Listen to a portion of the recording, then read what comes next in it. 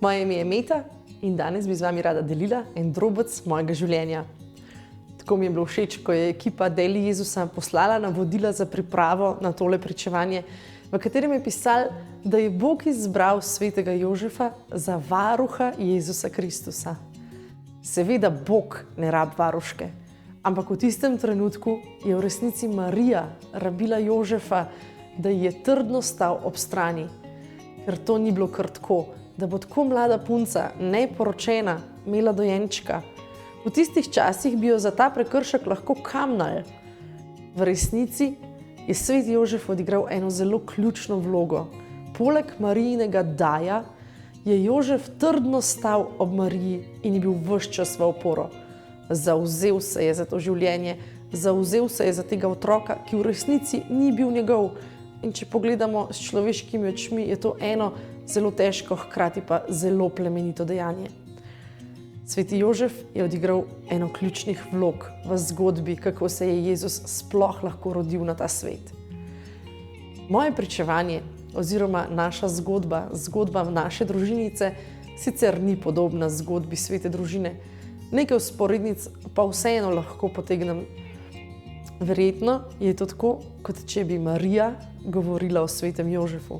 Tako bo pa Meta govorila o svojem Primožu. Moj mož Primož je en krasen človek. In odkar sva skupaj, odkar sva fant in punca in kasneje, ko sva postala mož in žena, je vedno odigral vlogo varuha življenja. Midva sva se že kot fant in punca odločila, da bova sprejela katerokoli življenje nama bo Bog namenil za kolikor časa že. Kmalu po poroki sem ugotovila, da sem noseča. Zelo sva bila vesela tega deteta. Sicer ga nisva načrtvala, ampak sva ga pa vseeno bila res iskreno vesela. Najin prvi sin Filip je bil zelo zaželjen in ljubljen od prvega trenutka, ko sva vedela za njega.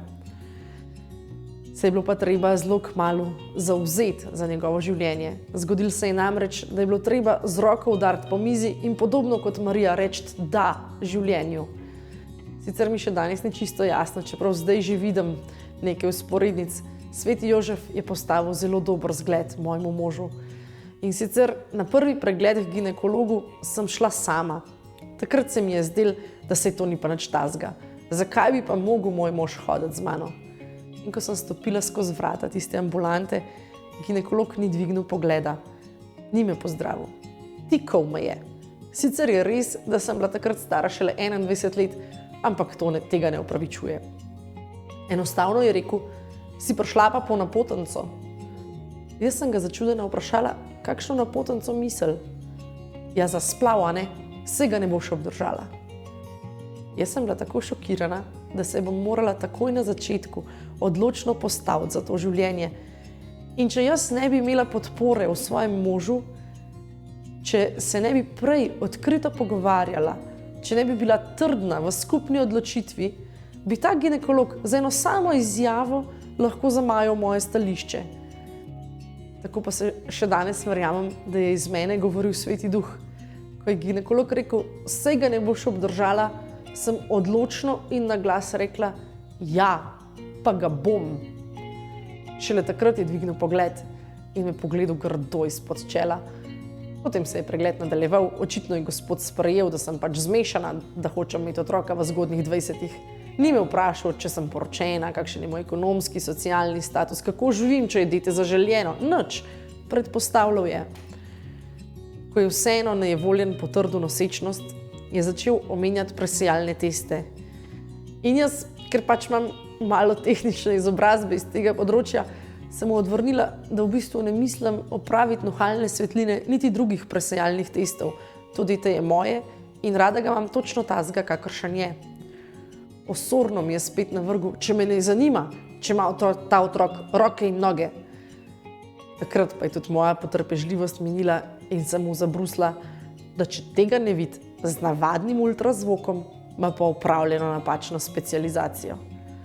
Potem sem brez besed odšla ven, stopila k medicinski sestri in se pozanimala, kako se zamenja ginekologa.